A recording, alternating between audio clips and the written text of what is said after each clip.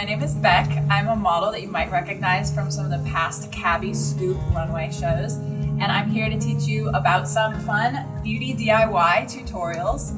I first got into doing my own recipes and my own DIY beauty products when I started beekeeping. I started rendering the wax and started making chapsticks and lip balms and stuff.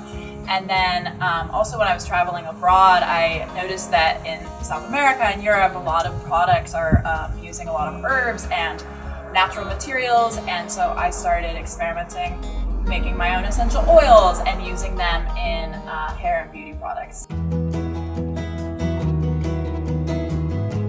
I am going to talk you through the DIY process for this beachy coconut coffee scrub. First and foremost, you need a mason jar to put it in, or a glass receptacle of sorts that is airtight so that no shower water gets in or anything. I used fractionated coconut oil because it stays liquid. Honey, always better to do locally sourced. It's naturally antimicrobial and antibacterial, as well as it reduces skin inflammation. You can use whatever type of coffee, but I just use the old-fashioned Folgers. Then the caffeine from the coffee also helps contract the skin, reduce redness, and also allegedly can reduce the appearance of cellulite. And then coarse ground sea salt, as minimally processed as possible. The more minerals and vitamins, the better for your skin. You want it to be pretty coarse ground so it helps with the exfoliation. Vitamin E oil helps with any scarring, any sort of like stretch marks or anything. And then obviously moisturizing. Dump it all in there, mix it up, and you're good to go. Get scrubbing.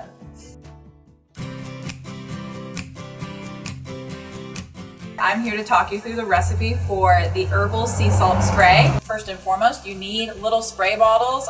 I would say you want like a mister or an atomizer to really get a good spray so it's not a stream. Darker glass is the ideal one because no UV light will get in, none of your oils will go rancid. You start with the water, the distilled water, so that you don't have any weird microbes or chlorines from your tap water, Epsom salt and dead sea salt. Next you'll put in your kelp extract if you're using it, or the aloe. Then you follow that up with the vegetable glycerin, which is water soluble, so it should mix in. And then you start putting in your oils. You want to use fractionated coconut oil, which stays liquid at room temperature, so it won't get clumpy and solidify when you have it sitting on the counter.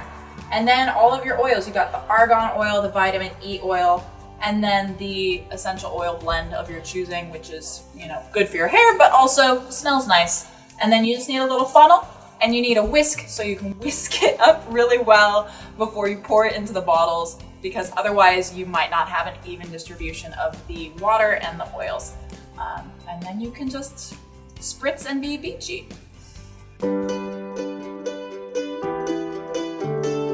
I'm here to talk you through the recipe for this beetroot lip balm. It's lightly tinted and delicious for your lips. It's a bit trickier because you're gonna actually have to use the stove.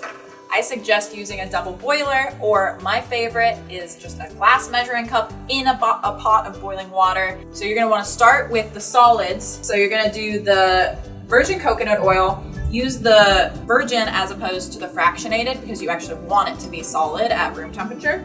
And your shea butter, and then your beeswax. I'm using the beeswax from my bees in my hive, but you can also get beeswax pellets from any health food store. And you're gonna cook that down until it's a clear, yellow, beautiful liquid. And then you're gonna mix in your other oils, so your vitamin E oil, your jojoba oil, and you can also mix in at this point your essential oil flavor.